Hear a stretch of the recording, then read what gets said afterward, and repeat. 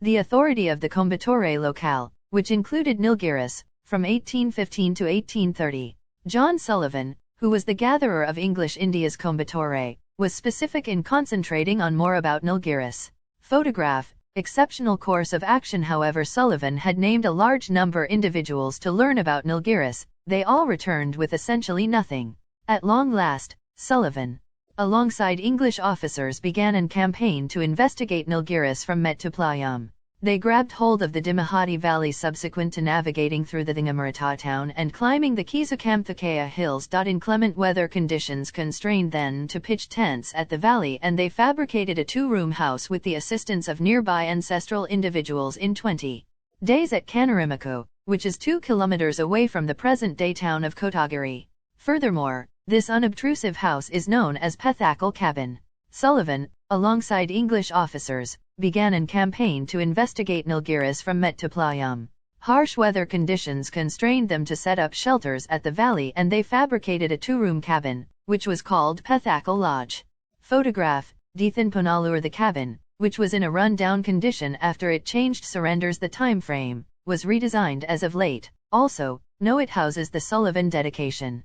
The appearance of Sullivan in Kanarimako could be viewed as the primary European settlement in Nilgiris. Sullivan remained at the house and traveled across the rough territory on a horse till walk 1823. Around then, the Nilgiri slope was home to individuals having a place to 6 clans like Toda, Kota, Paniya, Kurumba, Katanayakar, and Irula, and the Badaga people group.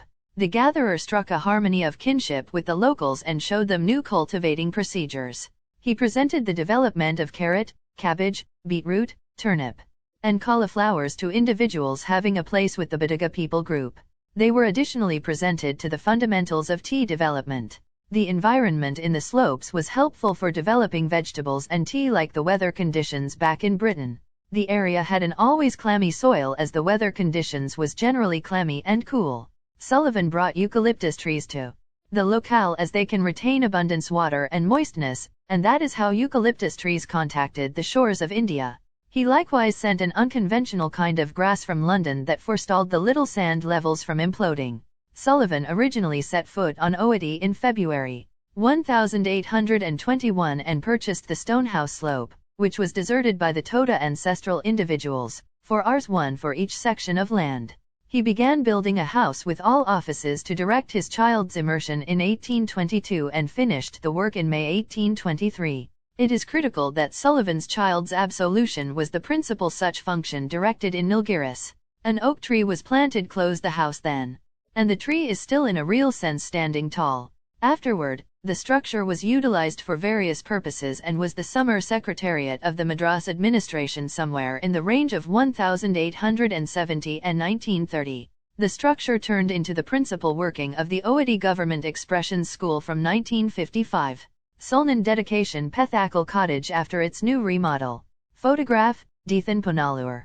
St. Stephen's Congregation. The historical backdrop of Ooty is interwoven with the St. Stephen's Congregation on the Ooty Mysore Street. Madras lead representative Stephen Rumbold Lushington established the groundwork stone of the congregation regarding the birthday festivities of ruler George IV on April 23, 1829, after a choice was taken to fabricate a congregation only for the English in Ooty. The historical backdrop of Ooty is interlaced with the St. Stephen's Congregation on the Ooty Mysore Street.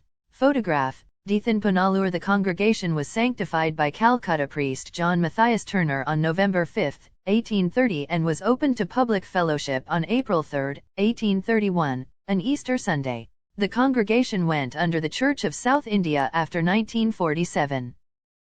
The set of experiences is packed with eventiul stories connecting with the starting points of Ooty and the advancement of Nilgiris. However, there were bearings to lay a rail route line associating the fields with the Coonoor Ghat in 1854. Even before the street was built, the venture was in an in-between state till 1876. It was indeed a difficult task to lay a rail line through the mountain ranges, with thick backwoods. Meanwhile, Nilgiris was isolated from Coimbatore and went under the control of the magistrate. Also, the first chief was James Wilkinson Breeks. The Breeks Remembrance School, one of the greatest schools in Ooty having in excess of 1,000 understudies, was established in memory of James Wilkinson Breeks. Rail line with a distinction: the underlying rail line, which was a long ways from a legitimate railroad track, was laid later slicing through the sloping landscape and had a rough machine that pulled up and pushed